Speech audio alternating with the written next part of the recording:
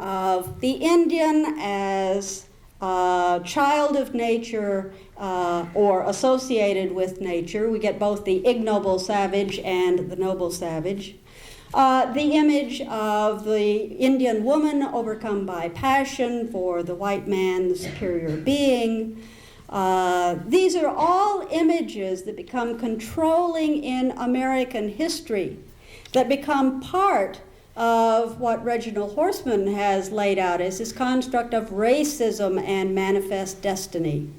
Nationalism, racism, all of these things use the Indian in various ways to rationalize the exploits and the exploitation of land by Europeans. To say that America was virgin soil, virgin territory, waiting to be exploited by Europeans is obviously one of the worst myths and one of the most untrue myths that one could find in American history. The danger of myths, of course, is that they reduce the complexity of life to easily recognizable things. Myths certainly don't tell us truth, if we can ever even think about what truth is. Because if we think about the ways that different people explain themselves, their own worldviews, their own relationships to the natural environment, we see, and I'm not preaching cultural relativism here so much as that an appreciation of the assumptions about the world, the nature of the worldview of another people may tell us very much about the kinds of myths that we tell about ourselves. Thank you.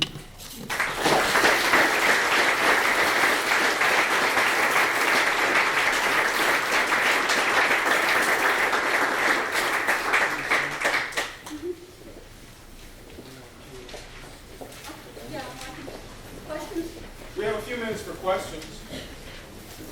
Before everybody melts. No questions?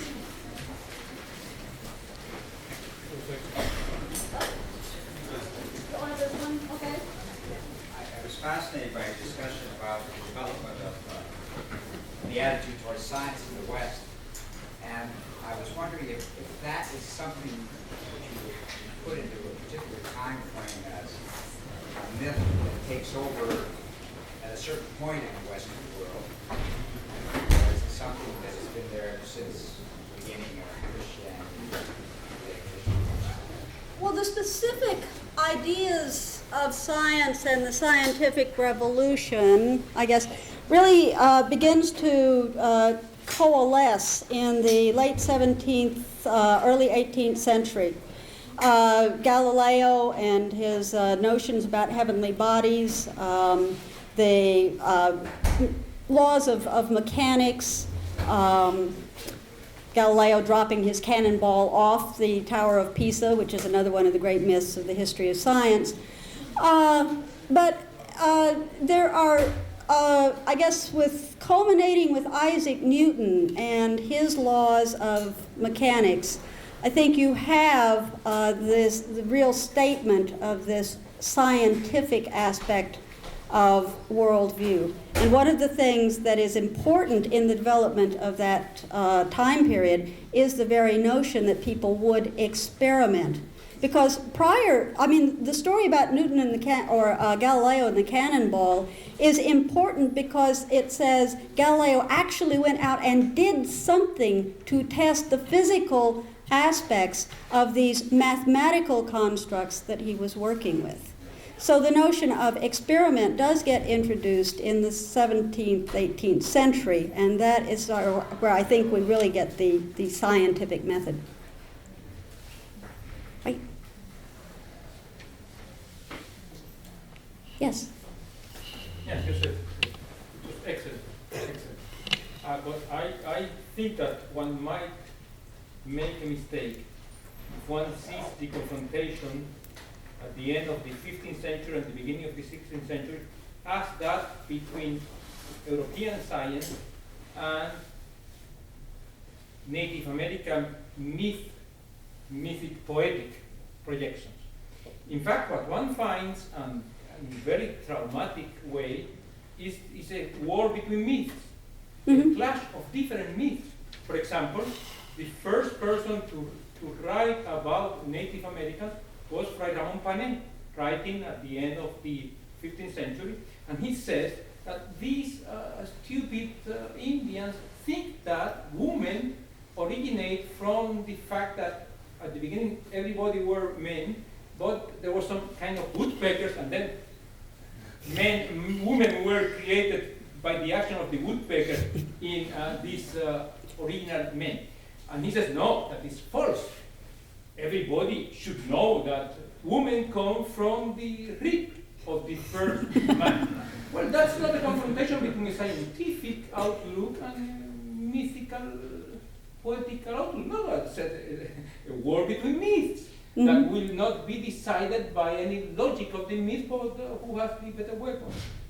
Or the famous requirement. The requisition or requirement, requerimiento, explains to the Indian a mythical viewpoint of the origin of humanity. There is Adam and Eve, all of you, and we descend from that couple. That's a mythical viewpoint. Mhm. So it's not merely, I could give many examples. There is there a world of myths. It's not only science against, there's nothing scientific in that kind of statement of No. the couple, just a mythical statement of Genesis. And then it is and this is very important, because when a myth is imposed, it's not imposed by persuasion, but by the destruction of the culture of a people. And this is very important, because if we see the confrontation as science on the one side, myth on the other, I don't know, you see, it's, maybe the most mythical viewpoints were brought by the Europeans. Well, this is why I use this construct of worldview, which is indeed a difficult thing to deal with in 1 hour's worth of time. But to point out all the various intellectual strains that come together in this worldview. And I'm really cheating, and I'll admit this, and since many people have left, they're going to go away with entirely the wrong impression. I'm really cheating to say that what Columbus brought with him in 1492 represents the culmination of this scientific worldview, because it really doesn't come into play fully until the late 17th century.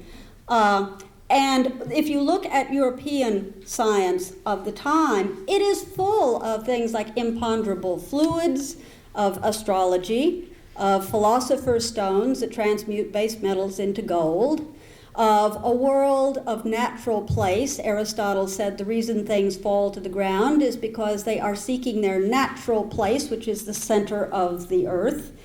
It is still a world that is very animate in most of its characterizations of the natural world. So, those of you who have friends who have left might pass on that critical piece of understanding. So, okay. Yes? Would you agree that generally what we now have, at least in the 20th century, as modern science, is patriarchal and dominating toward nature, while most Native Americans' relationship to nature is more friendly and family-like? Well, the notion that the Hopi have that their efforts are necessary to turn the world, I think epitomizes the idea that human beings are an interactive part of the natural environment. They have a sense of control over the situation in that they do these things in order to make it possible for the sun to do its things. So the idea is much more one of, I'd call it a complementary relationship rather than a dominant subservient relationship. I think the dangers of the scientific worldview in modern society are the notion that nature has no will, that if we simply know what all the laws are, we are then able to manipulate the laws and control the outcome for our own advantage. And that is where the notion of dominance over the environment comes from. A kind of, let's call it, intellectual arrogance with regard to the world. We could go on. Yes. Is that a problem? I mean, you just mentioned the term intellectual arrogance, and last time we talked about how maybe Iowa State universities are the problem. They're destroying the world. We're speaking about biotechnology, and we don't even know what that means. You know, we may produce the very thing that destroys us. Is there a point where we need to say no? I think this conference is a sort of coming together of ideas around that make people think about that question, and I cannot presuppose to answer for every individual. I would say that my whole construct, the Western world view, is a very abstract and idealized one, but I think it is the world view that prevails, not in modern society as a whole, but particularly in the academic institution. And if the academic institution, on the one hand, emphasizes science and rational inquiry as a way of reaching a certain kind of truth, humanists over on the other side are still here kicking and screaming. Ethicists are here yelling about what does all this mean in human terms and in human relationships and in our relationship with the environment as something other than purely mechanical, mechanistic, materialistic, scientific thing. So I see that the institution is not, the Iowa States of the world are not destroying it. That some aspects of the enterprise here play a role in, let's call it, degrading certain kinds of processes, but that certain other aspects of the university are raising the concerns that need to be raised.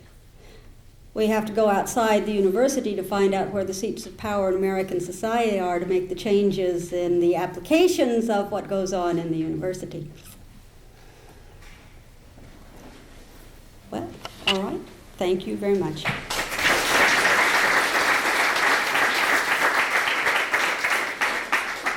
Let me remind you that there are sessions again at 3:30 in this room. Professor Roberto Pagano will be speaking, and at 8 o'clock tonight in the sunroom. Yeah,